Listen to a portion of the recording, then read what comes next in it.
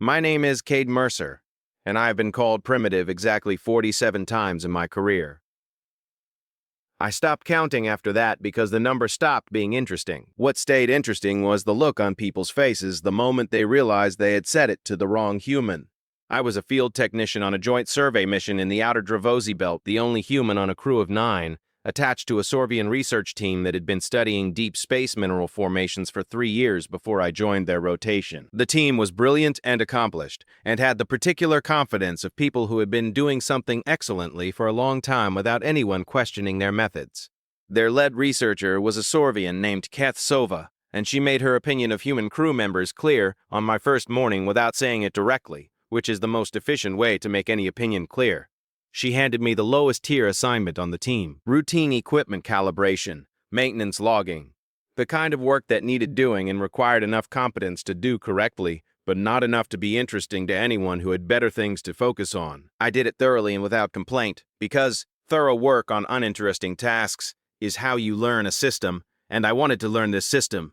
By the end of the first week, I understood the survey equipment better than anyone on the team except Ketsova herself. By the end of the second week, I understood it better than her in 2 specific areas: the calibration tolerances on the deep scan array and the harmonic compensation on the mineral density reader, because I had spent my evenings reading the equipment documentation that nobody else had looked at since initial deployment. I did not mention this. I kept doing my calibration work and my maintenance logging, and I listened to everything, and I watched how the team worked, and I built a picture of the survey operation from the inside out. The way you build a picture of anything when you take the time to actually look at it. The survey was 3 weeks from completion when we found the formation. It was in Sector 4 of the current mapping zone, deep in a debris cluster that the automated survey had flagged as low priority because the surface readings showed nothing remarkable. Kathsova had assigned it to the end of the schedule, after the higher priority zones were complete. I was running a routine deep scan calibration check in Sector 4 when I saw the subsurface reading. The automated system had missed it because the surface formation created an interference pattern that the standard scan algorithm interpreted as noise and filtered out. It was a reasonable design decision for the algorithm because in most cases that interference pattern was noise. In this case, it was not noise. It was a specific type of mineral lattice formation that the interference pattern was masking, and I knew it was that specific type because I had read the equipment documentation thoroughly enough to know exactly what that filter was designed to remove and why, and therefore exactly what it was removing when it should not. I ran the scan 3 times, with manual filter adjustments to confirm what I was seeing.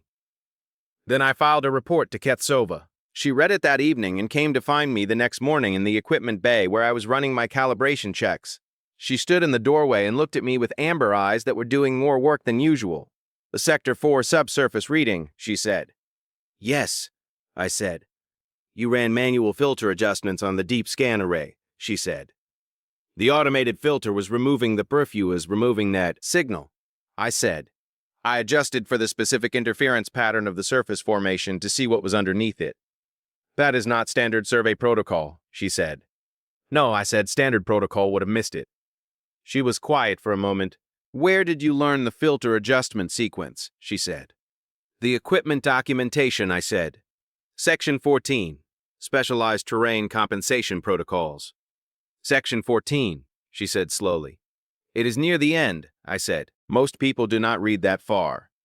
She looked at me steadily. "You have been calibrating our equipment for 3 weeks," she said. "Yes," I said. "That is all you have been doing," she said. "I read the documentation in the evenings." She was quiet for a long time. The formation I had found was significant. I understood that from the readings, though the full significance took Ketsova and her senior researchers 2 days of analysis to articulate properly. What they found once they ran the full subsurface survey using the manual compensation technique I had documented was a mineral lattice formation of a type that had been theorized but never confirmed in the outer Dravosi belt, rare enough and structurally interesting enough to represent the most significant finding of the 3-year survey program. By a considerable margin, the team worked intensively for a week documenting it, and I ran equipment and calibrations and filed logs and stayed out of the way of the science, because the science was theirs and my job was to support it. On the last day of the documentation work, Katsova found me in the equipment bay again. She stood in the same doorway and looked at me with those amber eyes that were doing the same careful work they had been doing all week. "The formation will be the primary finding of this survey," she said. I know, I said. It would not have been found without the manual compensation technique, she said. The automated filter would have removed it, I said. It was within the filter parameters, which you knew, she said. Because you read section 14.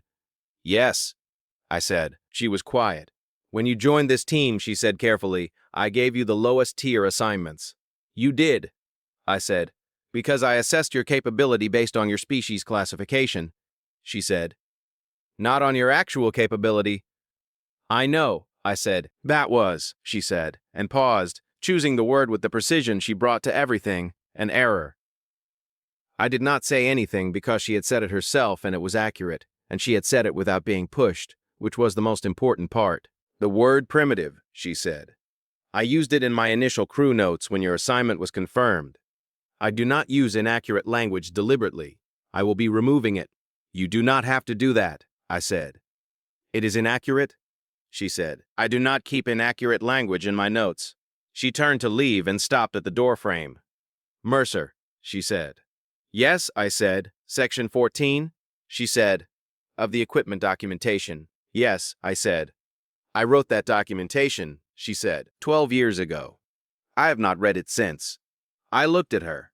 You should read it again, I said. There are 3 compensation protocols in there that the current survey algorithm does not use. I found 2 other situations in the past 3 weeks where they would have improved our data quality. She held my gaze for a long moment.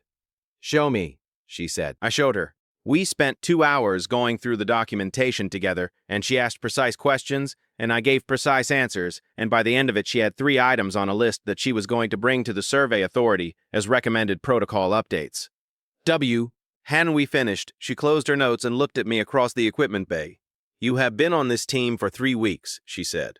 Yes, I said. In 3 weeks you read documentation that has not been opened in 12 years, she said. Found a formation that 3 years of automated survey missed, and identified 3 protocol improvements that the survey authority has not implemented. I had evenings free, I said.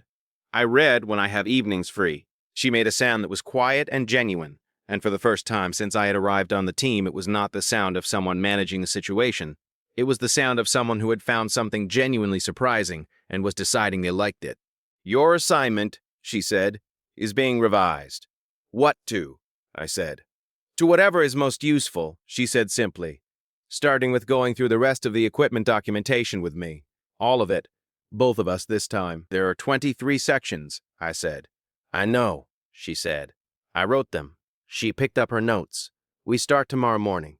She left. I turned back to the equipment bay and thought about 47 times and the look on people's faces when they realized they had used that word to the wrong human, and I thought that this look, Kathsova's look, was different from the others. The others had looked surprised. She looked like someone who had been wrong about something and had decided, precisely and without drama, to be right about it from now on. That was better than surprised.